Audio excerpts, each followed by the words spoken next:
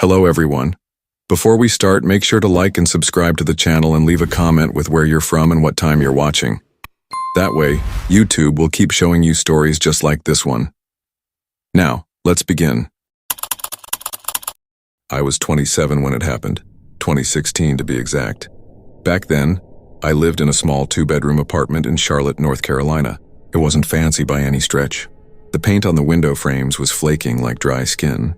The kitchen barely fit 2 people without brushing elbows, and the bathroom was so narrow you had to shuffle sideways just to shut the door behind you. Still, it was mine. At least it had been mine until 3 months before everything went sideways. That was when my roommate, Leah, decided, out of nowhere, that she was moving in with her boyfriend. She gave me 2 weeks' notice. Just like that, I was left holding a rent bill I couldn't possibly manage alone. I remember one night especially clear, sitting at the wobbly kitchen table, laptop open, staring at my bank app. My checking balance glared back at me, mocking me with how little it held. My stomach was tight, my chest buzzing with stress. My job in customer service barely covered my half of the rent. Paying the full amount was impossible. I needed a solution and I needed it fast. That's when the idea hit me, Airbnb. I'd stayed in a couple on road trips with friends. I thought, why not flip it around? I had a spare room. It wasn't much, but it could work. My parents pitched in a spare bed, a small dresser, and a few knickknacks to make the room look a little warmer. It wasn't stylish, but in pictures it came across as cozy. Within 2 weeks, my listing was live. Cozy private room in uptown apartment. And to my surprise, it actually worked. For the first few weekends, I had couples passing through or solo travelers in town for concerts. I'd check them in Friday after work, then head to my parents' place for the weekend, giving them privacy and myself peace of mind. Easy money. For a while, I even felt proud of myself, like I'd actually outsmarted the mess Leah had left me in. But then there was Kenny. I'll never forget the first message he sent. His profile photo gave me an uneasy feeling, though I couldn't pin down why at the time. Pale skin, greasy black hair like he cut it himself, and dark eyes that seemed too intense for a simple booking site. His bio read, musician, love art, and deep conversations, looking for cool places to stay. His first message was short. Hey, I like your place. Is it available this weekend? Nothing about it was alarming. Still, something stuck to me. Something in the way I felt stared at through the screen. He booked 2 nights. When I confirmed, he sent back, awesome. Can't wait to meet you. It was just a smiley face, but it made my stomach tighten. I brushed it off. People are awkward online all the time, right? When Friday came, I was still vacuuming the living room when his text came through. Hey, just letting you know I'm here. I glanced at the time, 10:05 a.m. Check-in wasn't until 3. I typed back quickly, hi Kenny, thanks for letting me know. I'm still getting the room ready. Check-in is at 3. Feel free to grab lunch or something in the meantime. 5 minutes later, no worries. I'll just wait outside. That same unease rippled through me again. I shook it off and kept cleaning. When 3 hours finally rolled around, I opened my door to find him sitting cross-legged in the hallway, right against my door like he'd been waiting there all day. He sprang up, grinning wide. His black hoodie was plastered with band patches, ripped jeans hanging loose around his frame. He smelled faintly of cigarettes. Hey, you must be Mia, he said, voice too cheerful, almost rehearsed. Yep, that's me, I answered, forcing a polite smile. I handed him the keys. Room straight down the hall on the left. You're not staying here? His eyes darted past me like he expected to see someone else inside. Nope. I'll be out of your hair for the weekend, I said quickly, lifting my overnight bag. Cool. He nodded, still smiling. I stepped into the hall, pulling the door shut behind me. As I started walking, his voice followed me down the corridor. You can talk to me, you know. I'm a nice guy, I didn't reply. My gut whispered something sharp, something I didn't want to admit. That guy is trouble. And he was. Over the next month, Kenny became a regular. Always booking last minute. Always grabbing the weekends like he'd been waiting for me to post availability. At first, I told myself it was fine. Consistent money, predictable guest. Then the texts started. At first, harmless questions. Hey, what's the Wi-Fi password again? Do you have a toaster? Then they slipped sideways into something else.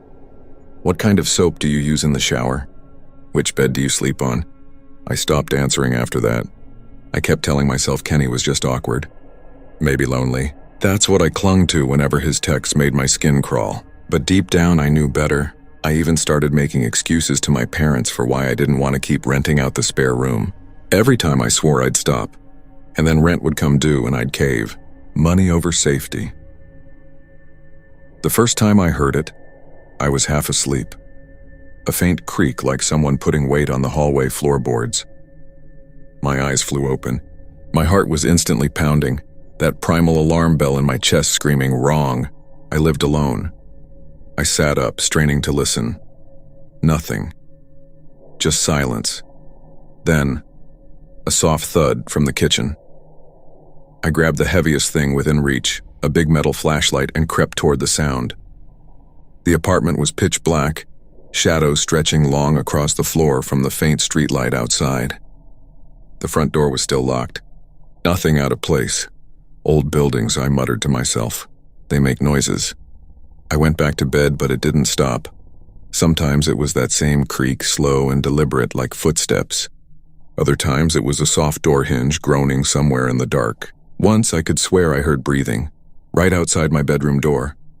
Every time I'd get up, check, confirm the lock was still bolted. Every time, nothing. I started sleeping with a knife on my nightstand.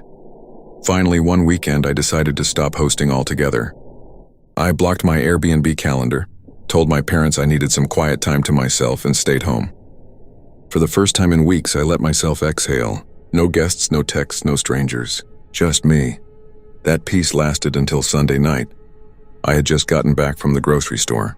The apartment was quiet as I unpacked bags, humming to myself while I slid the milk into the fridge. I felt almost normal, tired but happy. I went to the bathroom to wash up before bed. I flicked the light switch and froze. Kenny was standing there in my bathroom, in my home. He was holding one of my kitchen knives. My whole body went cold, blood draining from my face. He pressed the blade to my throat with a sick smile. "You're all mine now," he whispered, voice low, intimate in the worst possible way. Nowhere to run, nowhere to hide. My voice shook.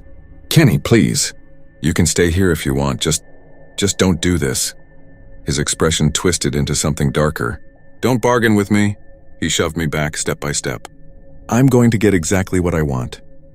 I stumbled into my bedroom, and before I could scream, his hand clamped over my mouth. The knife grazed my skin, cold and sharp.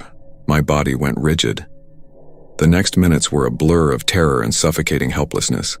The weight of him pinning me down, the press of steel at my throat, my muffled sobs trapped beneath his palm.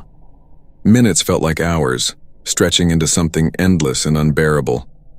When it was over, he rifled through my drawers, pulling out my phone, my wallet, anything he could take. He leaned close, his breath hot against my ear. "You tell anyone," he hissed, "and I'll come back. I have a key." Then he was gone. I sat there trembling, my whole body vibrating with shock. Locking the door felt pointless now, but I did it anyway, hands shaking so badly I could barely turn the latch. I grabbed my old iPad and messaged my parents with fingers that could barely type. They called 911 for me. I couldn't form the words. I sat huddled in the corner of my bedroom, gripping the knife he'd left behind, waiting for the sirens. 15 minutes felt like 15 hours. When the police finally arrived, they searched the area, but Kenny was nowhere. Thankfully, his Airbnb profile had his real name and address. They arrested him the next day. The investigation uncovered the truth that still makes me nauseous. Kenny had made a copy of my apartment key weeks earlier. He had been sneaking in while I was gone, watching me sleep, watching me undress, probably doing things I don't even want to imagine. The noises at night weren't the building. They were him. When I blocked my Airbnb listing that weekend, it must have triggered him. He snapped. I broke my lease immediately. I couldn't spend another night there. I moved back in with my parents and haven't lived alone since. It's taken me years to write this down. Even now, my hands tremble as I type. I keep thinking about all the red flags I ignored, the way his texts crossed the line, the smiley face that unsettled me, the fact that I let a stranger have keys to my home. I don't know if I'll ever feel truly safe again.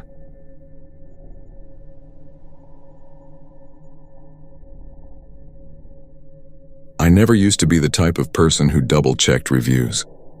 I'd glance at a star rating, maybe skim a line or two and call it good enough. That changed after the cottage. This all went down a few years back when I was still with my ex, Rachel. By then we'd been together for almost 3 years, comfortable but still trying to surprise each other. Her birthday always landed smack in the middle of December, right when holiday chaos hit its peak. Relatives, work parties, obligations stacked on top of one another.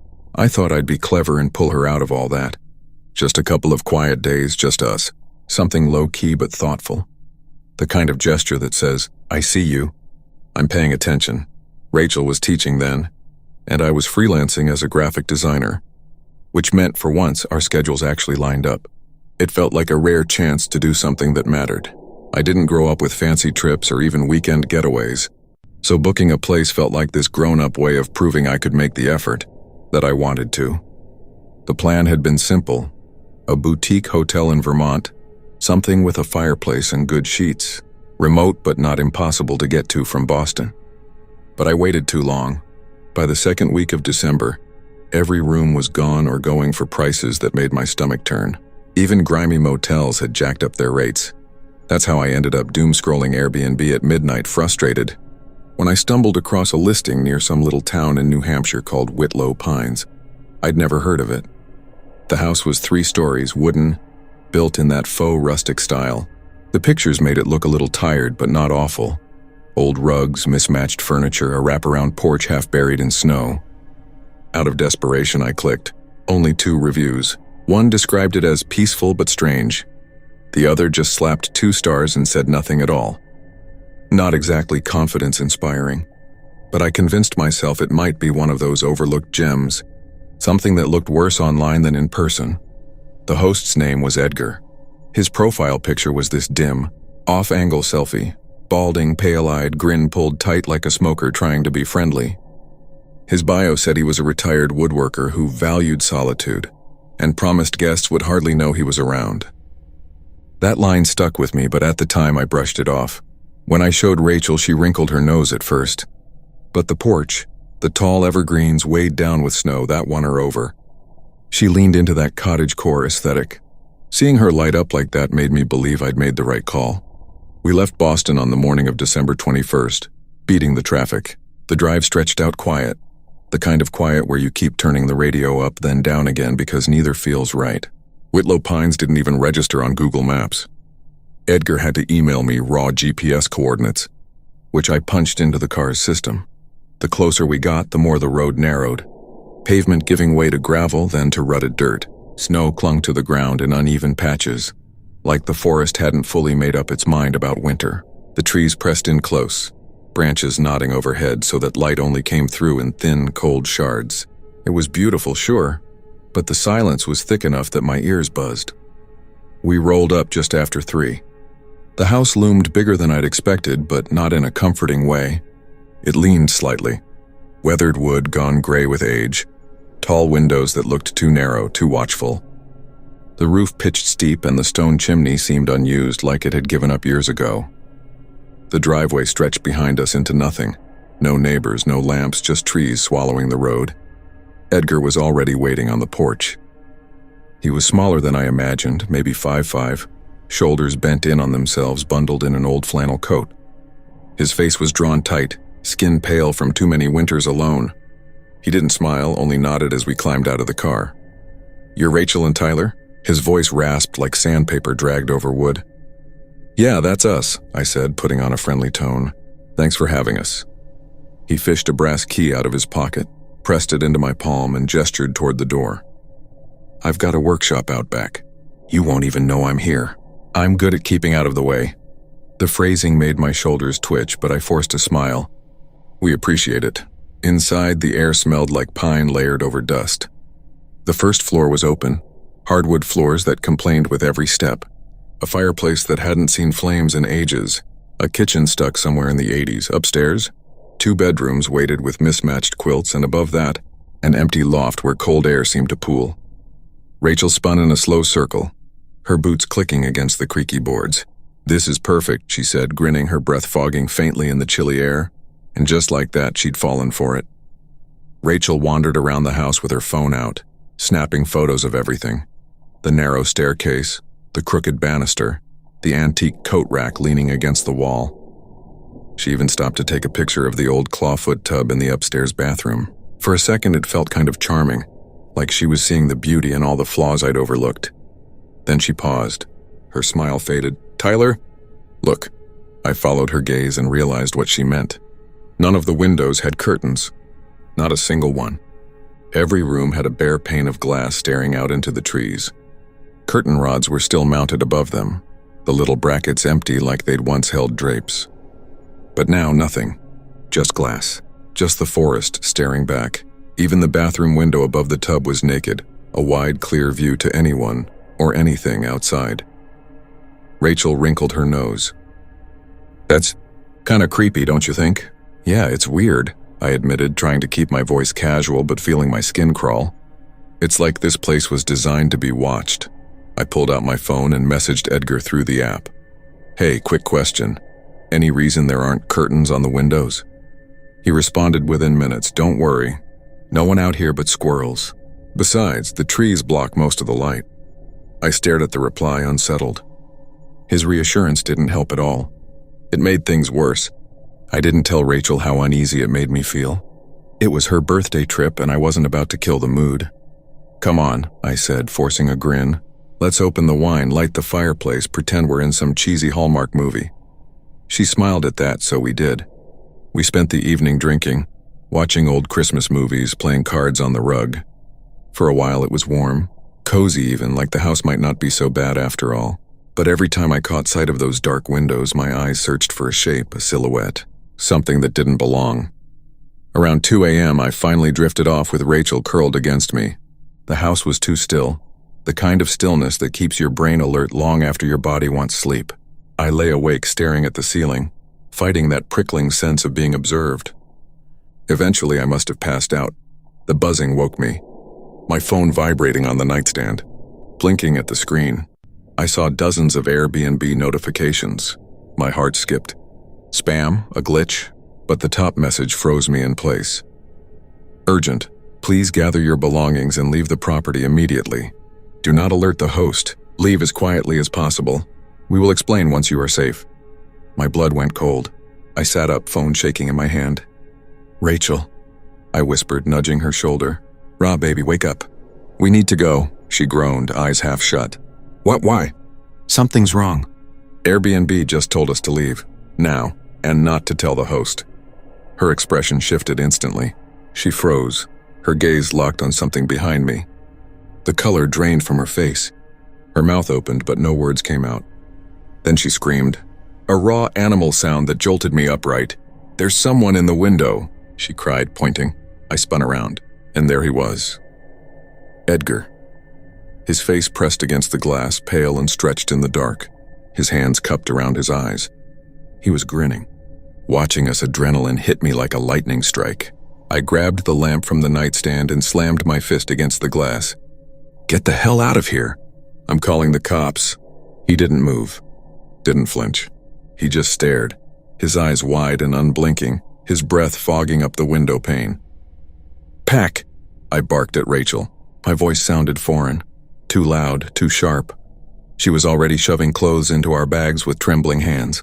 I snatched up my phone, wallet, keys, anything within reach. 2 minutes. That's all it took before we were dressed, packed, and bolting for the door. On the way out, I yanked a kitchen drawer open and grabbed the biggest knife I saw. My hand shook around the handle as we stumbled into the freezing night. The silence out there was heavy, unnatural, pressing in from all sides. We sprinted down the gravel to the car, breath clouding the air.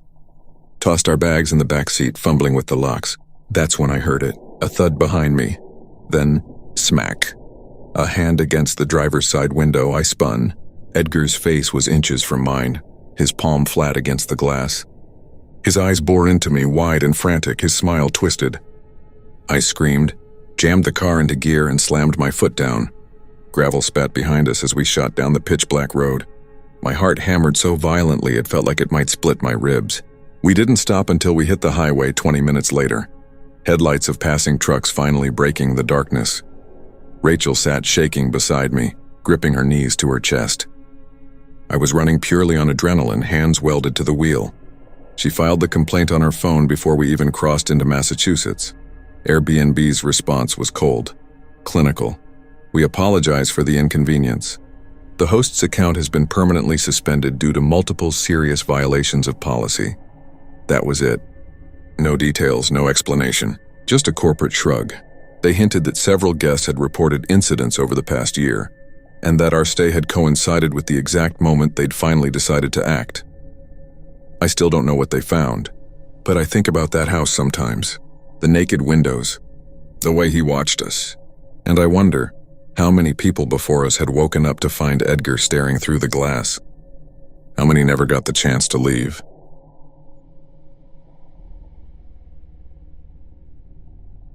I never thought something like this would happen to me. Whenever people swap stories about haunted cabins or creepy Airbnbs, I usually roll my eyes and chalk it up to exaggeration. But this was different. It was real. Every second of it. My name's Ethan Wells. Back in February 2020, just a few weeks before the whole world shut down, my girlfriend and I decided to escape to the mountains for a long weekend. Both of us had been drowning in work and city stress, and we desperately needed the kind of break that felt like hitting a reset button. Hannah found a cabin in rural Vermont, advertised as an authentic 1800s retreat tucked away in the woods. At the time, it sounded like the answer to everything. Private, quiet, rustic. Exactly what we both craved. I'd been with Hannah for 3 years. We'd already talked about marriage, kids, all the future stuff that feels more real when you've been together that long. She was the adventurous one, always wanting to hike new trails, stop at weird roadside attractions, or take detours just to see where a road led. Me, I liked things planned, controlled. I felt safer knowing what came next. This trip was our compromise. She got her wilderness escape, and I got Wi-Fi and a hot tub. We overpacked, of course, snacks, blankets, way too many clothes for just 3 days, and loaded up my Jeep. The drive itself felt like part of the getaway. Wide open fields stretched out beneath pale skies. Frozen streams glinted under the sun, and the mountains loomed like dark giants. Even the air smelled different, clean, sharp, untouched by exhaust or concrete.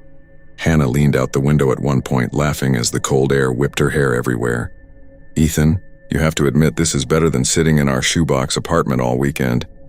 Yeah, I said, trying to keep the Jeep steady on the icy road. "If we don't slide off the mountain first," she teased. I smirked, but she just grabbed my phone and queued up one of our old road trip playlists, singing along badly until I joined in. For a while, everything felt normal, safe. We pulled up just before sunset. The cabin was bigger than the pictures suggested. 2 stories, steep roof, a wide wraparound porch, surrounded by towering trees that stood like silent guards. A neat woodpile sat by the door, and smoke drifted from the chimney. The owner had started a fire for us. Inside, it was exactly what you'd imagine. Creaky wooden floors, mismatched vintage furniture, a faint smell of ash lingering from the fireplace. Taxidermy deer heads on the walls that made Hannah wrinkle her nose. It wasn't modern, but it had personality. "Babe, this is perfect," she said, spinning slowly in the living room, her socks sliding on the worn planks. I set our bags down and let my eyes wander. Everything seemed fine. Quieter than I was used to, maybe. But that was the whole point. That first night was everything we'd hoped for. We opened a bottle of wine and sat in the hot tub beneath a sky alive with stars. Real stars. Not the faint pinpricks we got in the city. Later, we curled up inside, streamed a few episodes of American Dad on my laptop, and fell asleep early. Nothing strange. Not yet. I woke around 2 a.m. to a loud bang. It was so sharp my first thought was gunfire. Then I realized it had come from the front door. Hannah stirred, rubbing her eyes. "Ethan, did you hear that?" she whispered, her voice low and tight. "Yeah," I whispered back, my chest hammering. I held my breath and listened. Nothing. Just the hum of the old heater. "Probably wind," I said, though I knew it wasn't. That noise had weight behind it, like someone had kicked the door. We stayed frozen for a few minutes listening. Finally, I grabbed my phone and crept downstairs, my hand shaking so hard the flashlight beam jittered across the walls. The front door looked fine at first. Then I leaned closer. There was a dent near the bottom. "What the hell?" I muttered. Outside, the path was soft dirt, but no new footprints. Just ours from earlier. I checked the locks, they were still bolted, and forced myself back upstairs. Probably something fell, I lied to Hannah. Or maybe the wood expanded in the cold. Her expression said she didn't buy it, but neither of us wanted to admit we were scared. We stayed awake another hour, whispering about nothing, before finally dozing off again. Day 2. We pushed last night out of our minds, hiked a nearby trail, grabbed greasy diner food in town, and laughed like it was just another vacation. We tried hard to pretend nothing had happened. Still, the unease clung to me like damp clothes. That dent in the door wouldn't leave my mind. What could slam against solid metal hard enough to leave a mark but not leave any trace outside? No scratches, no footprints. It didn't make sense. That night we slipped back into our routine. Hot tub, dinner, a couple of shows on my laptop. Everything seemed normal. Too normal, almost staged. But the second I lay down, it hit me. The sensation of being watched. Not from the window or a corner I could pinpoint, it was everywhere at once. It felt like the very walls were alive, pulsing, stuffed with eyes I couldn't see. I didn't dare speak. Instinct told me that if I admitted it out loud, if I gave it shape, something worse would happen. So I stayed rigid, staring at the ceiling, my heart pounding in my ears. The house was quiet except for the occasional groan of wood settling, but that oppressive presence only grew heavier, pressing against my chest like a weight. Beside me, Hannah tossed and turned. Then in a thin whisper, "Do you feel weird?"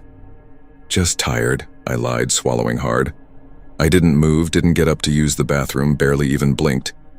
When morning finally came, the heaviness didn't leave with the darkness. It lingered. Every shadow seemed wrong, stretched too far. Every creak made me jump. Even the wind outside sounded purposeful. We left for a drive just to breathe air that wasn't inside those walls. Coming back felt like walking willingly into a trap. By 10 that night, the air in the cabin had shifted again. Heavier, charged, like the atmosphere before a thunderstorm, but worse, like if we made one wrong move, something would pounce. Around midnight, as Hannah slept, I felt it. The first touch, a light icy graze against my foot, then another across my shoulder, then unmistakably fingers sliding through my hair. My whole body broke into goosebumps. That's when I heard it. Breathing. Slow. Steady. Right beside the bed. My pulse thundered so hard I thought it would wake Hannah. I turned slightly toward her, and that's when the real horror sank in. Hannah is the lightest sleeper I've ever known. If I even shift the blanket, she stirs. But tonight she didn't move. She was gone, out cold. I shook her gently at first, then harder. Whispered her name right in her ear. Nothing.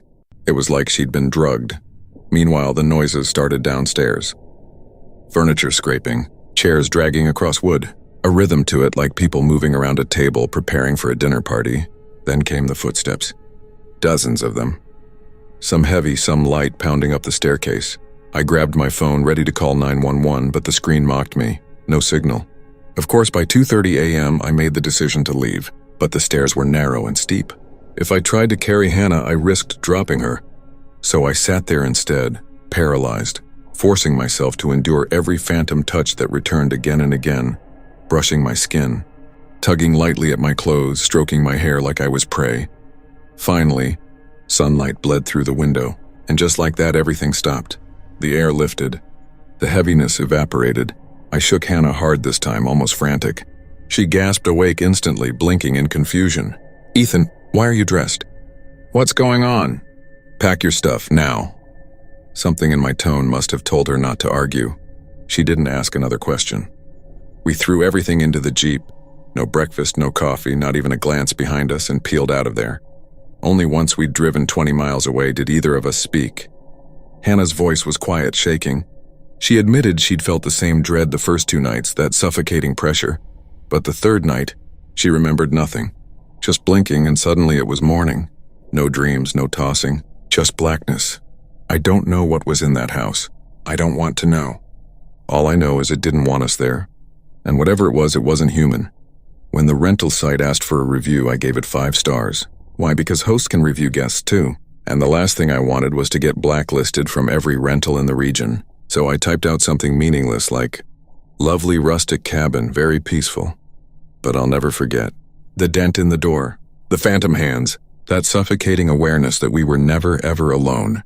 Out there in the woods, sometimes the forest doesn't feel empty, because it isn't.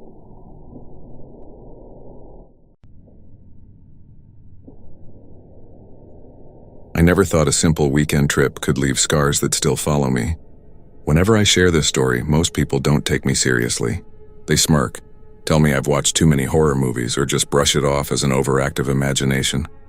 But every second of what happened during those 3 nights in that Airbnb cabin was real. It happened to me. And it changed me forever. My name is Maya Parker, and before that trip I thought I had everything more or less figured out. I worked as a project coordinator in Boston, juggling deadlines and endless Zoom calls. At home I lived in a modest but cozy apartment with my boyfriend, Ethan Blake. We'd been together almost 3 years. Like any couple, we had our ups and downs. Lately, though, it felt like we were just running on fumes. There weren't dramatic fights about cheating or money.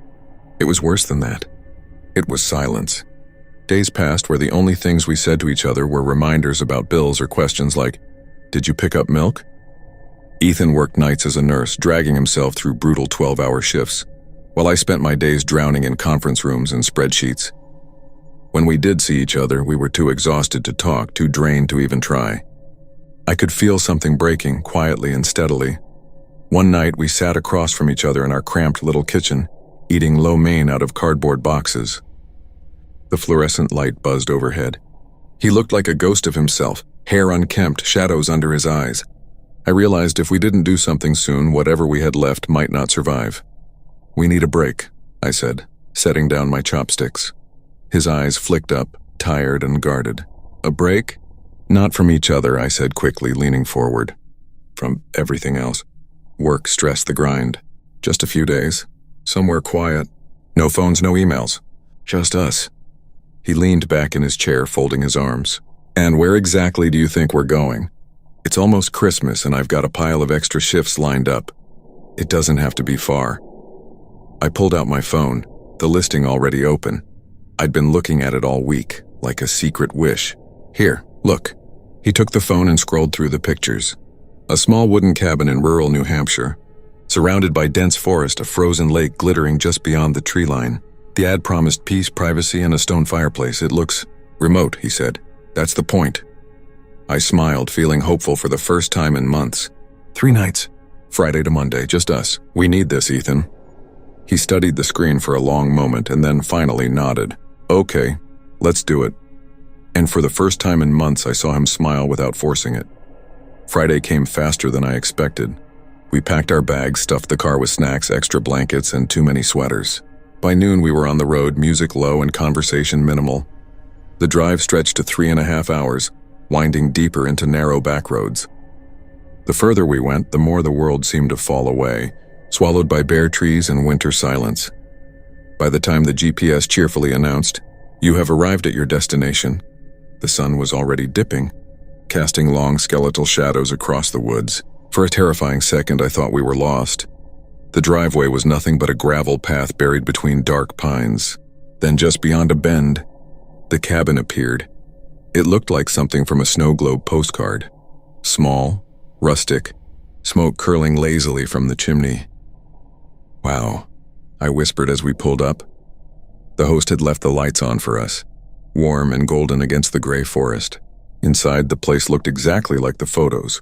Wood-paneled walls, wide windows, a massive stone fireplace. A tiny Christmas tree sat in the corner, already decorated, its colored bulbs twinkling faintly. "This is perfect," I said, dropping my bag by the couch. Ethan gave a faint smile. "Yeah, not bad." We unpacked, threw together a simple dinner, and later curled up by the fire with glasses of wine. For the first time in months, I let myself believe maybe we were okay, that maybe this little getaway could fix us. But that was before everything changed. Sometime around midnight, I woke to use the bathroom. The cabin was still except for the occasional pop from the fireplace. As I padded past the living room, something caught my eye, the front door. It was unlocked. I froze, staring. I knew for a fact we'd locked it before bed. Ethan had even made a joke as he checked it. City habits die hard. My stomach clenched. Quietly, I clicked the deadbolt back into place, trying not to wake him. It was probably nothing, I told myself. Maybe I hadn't noticed. Maybe he'd forgotten. But deep down, unease settled in my chest. The next day was normal, peaceful even. We hiked through the woods, our boots crunching through snow. We cooked together, played cards, laughed over stupid inside jokes that hadn't surfaced in months. For a few fleeting hours, it felt like the old days. But when night fell, the silence of the cabin grew heavier, pressing against my skin. Too still, too watchful. We went to bed around 11:30. Sometime after 2 in the morning, a sound jolted me awake. Knock, knock, knock. It was slow, deliberate, coming from the wall right beside the bed. I held my breath, every muscle in my body locked. I told myself I was dreaming, that I imagined it, but then it came again. Knock, knock, knock. "Ethan," I whispered, my voice trembling as I shook his shoulder. "Wake up," he groaned, half asleep. "What?" Before I could answer, the knocking came again, this time louder, closer, impossible to ignore. His eyes snapped open, wide and alert. "What the hell?" he whispered.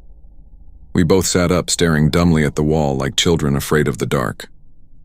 Ethan fumbled for his phone, thumb trembling as he flicked on the flashlight.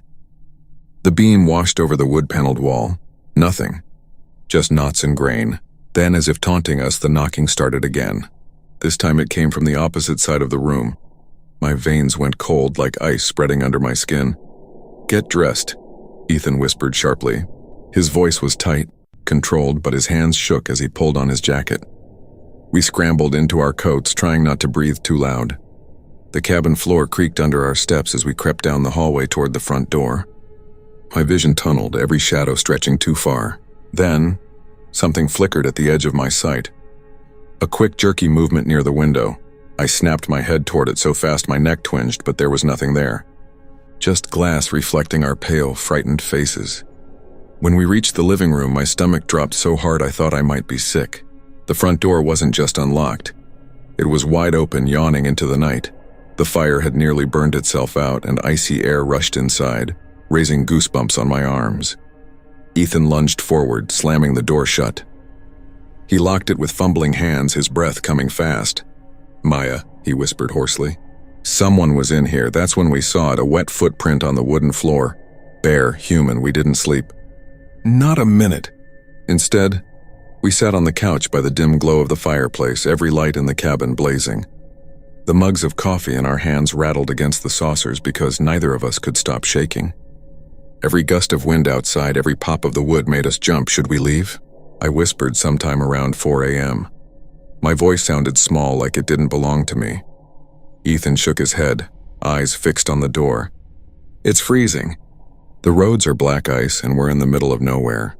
We'll leave when the sun's up." Morning finally came. The gray light creeping through the windows was the most beautiful thing I'd ever seen. We searched every corner of the cabin, every lock, every window. Nothing. No scratches, no forced entry. Outside, the snow was untouched except for our own boot tracks.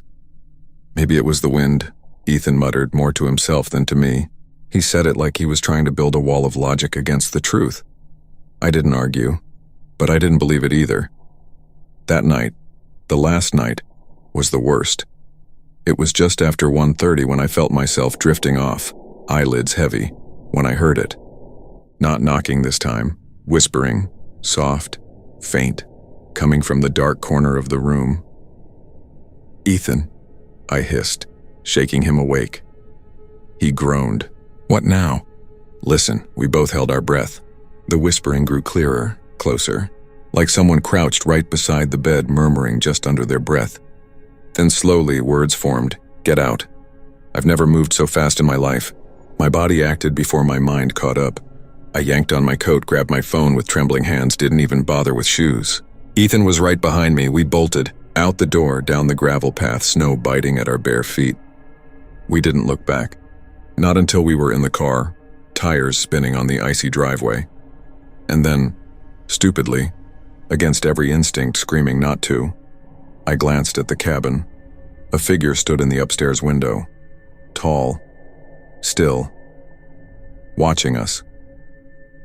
We didn't stop driving until we found a gas station an hour away, fluorescent lights buzzing over the empty parking lot. My hands shook as I called the Airbnb host the next morning. My voice was raw, frantic, demanding answers. She sounded shocked, confused, swore no one else had keys. Then she said something that still makes my stomach turn. "You're not the first guest to leave early. Most don't even stay the first night." When I pressed her why, she went silent. Then she hung up. I never heard from her again. We left everything behind in that cabin. Our clothes, toiletries, even Ethan's laptop. Abandoned like offerings to whatever claimed that place. The refund didn't matter. All that mattered was getting away. But some things you can't outrun. 2 weeks later, back in our Boston apartment, I tried to convince myself life was normal again. That the whispers, the knocking, the figure in the window, they were just nightmares I'd dragged home with me. Ethan refused to talk about it. Any time I brought it up, his face shut down completely, like even acknowledging it might make it real again. Last night destroyed any hope I had of moving on. It was 3:17 a.m. I couldn't sleep, so I got up for a glass of water. The city outside was dead quiet, muffled by winter. As I turned back toward the bedroom, I froze. The front door, wide open. Cold air curling across the hardwood like fingers. My pulse thundered in my ears. I stepped closer, praying Ethan had simply forgotten to lock it. But then I saw it. On the floor, gleaming faintly in the dim streetlight filtering through the window. A footprint. Bare. Wet. And then, from the darkness outside, knock. Knock. This time, it wasn't on the wall. It was on the glass of my living room window.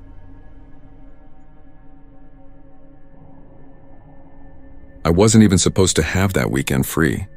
I work IT support at a mid-size firm in Manchester, and the past month had been hell. Crashed servers, a ransomware scare, and 2 all-nighters where I lived on Red Bull and crisps. So when my boss finally told me to take some time off to touch grass before you combust, I didn't need telling twice. I texted my girlfriend Lena, "Pack a bag. We're getting the hell out of the city." She replied in seconds with 3 heart emojis, and finally, we'd been together 2 years. Done plenty of little road trips, but not a proper getaway. Just the 2 of us, since New Year's. The timing couldn't have been better. No support tickets, no buzzing Slack messages, no family drama. Just a long weekend where the only sounds would be birds instead of ambulance sirens. I spent an hour scrolling Airbnb before I found it.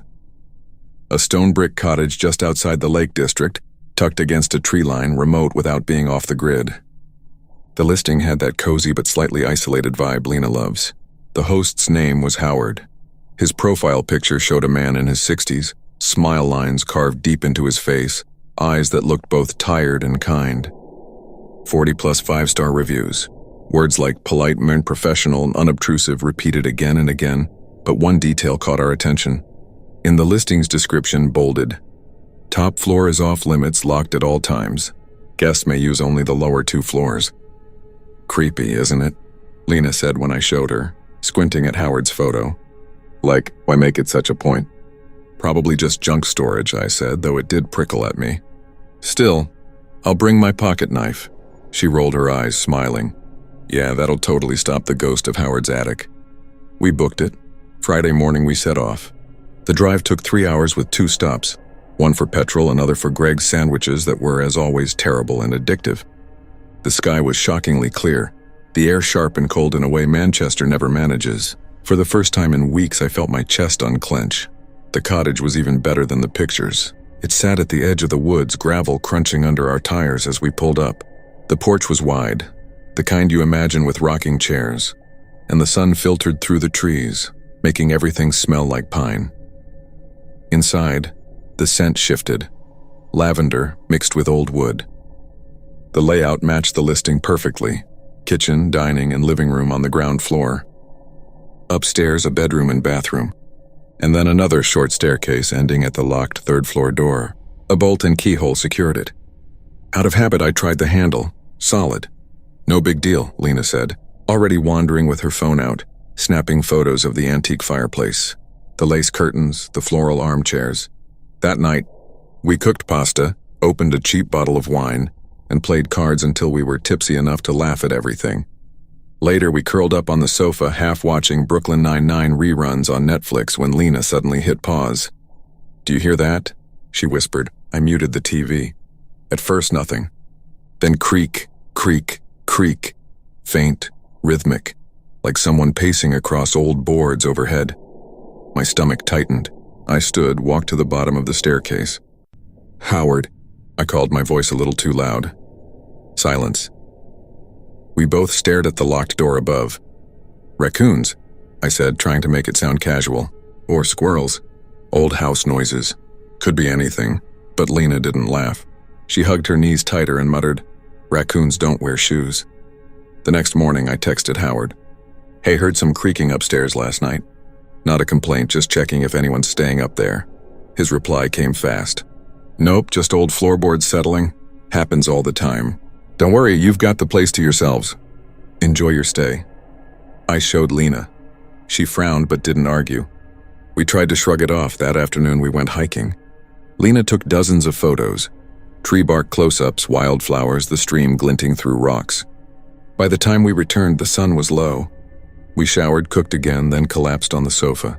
We put on a horror movie but gave up halfway. It dragged too much. Lena tossed the remote to me. "Find something dumb," she said, curling against my shoulder. I started flipping channels. Static, shopping networks, reruns no one asked for.